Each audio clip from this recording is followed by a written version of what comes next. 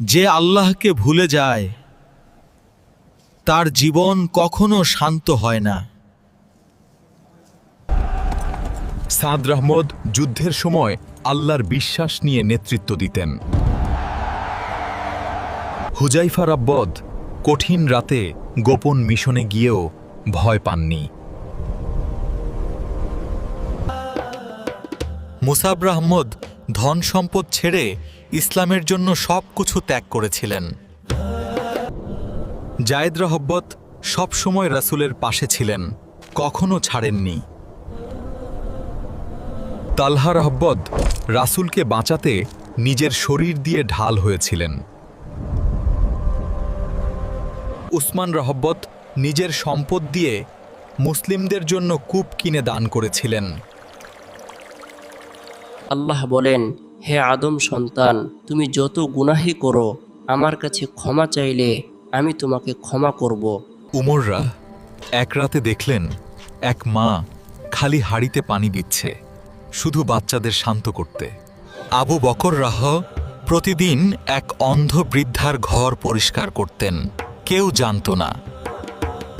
তাই বিলাল রহমদ দারিদ্র্যের মধ্যেও আল্লাহর জন্য আজান দিতেন। আবু ধর রাহত সব ধন দূরে রেখে গরিবদের সাহায্য করতেন। সালমান রহমত কঠিন পরীক্ষার সময়ও আল্লাহর ওপর ভরসা রাখতেন। আলী রাভদ রাতে গোপনে গরিবদের খাবার দিতেন, কেউ বুঝত না কে দিচ্ছে। এই জুমার দিনে একটা দোয়া আর বদলে যেতে পারে পুরো জীবন। আসরের পর হাত তুলে বলো, জুমার দিনে একটা দোয়া আছে যেটা আল্লাহ ফিরিয়ে দেন না।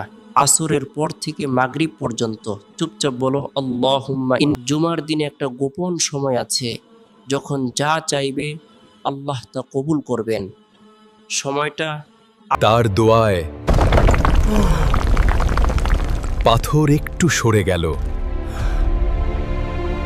শুক্রবার দরুদ পড়ো বেশি বেশি, কারণ আজকের দরুদ সরাসরি পৌঁছে যায় নবীর কাছে। বল সাল্লাল্লাহু আলাইহি ওয়াসাল্লাম। এখন তারা আটকে গেছে, বের হওয়ার কোনো পথ নেই।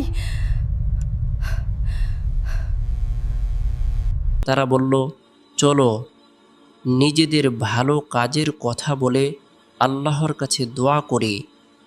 ছোট ছোট বাচ্চারা কুরআনের আলোয় জীবন সাজায়।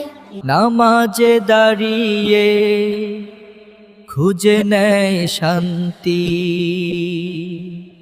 ধীরে ধীরে শিখছে তারা আল্লাহর কথা। মায়ের চোখের পানি সে বুঝতেই পারল না। ধীরে ধীরে শিখছে তারা আল্লাহর কথা, ধীরে ধীরে শিখছে তারা আল্লাহর কথা। ছোট ছোট বাচ্চারা কুরআনের আলোয় জীবন সাজায়।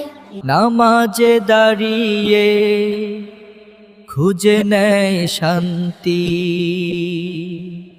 হৃদয়ের গভীরে তোমারি নাম, নীরবতে ডাকি হে পরম দয়াময় প্রভু আমার প্রাণ।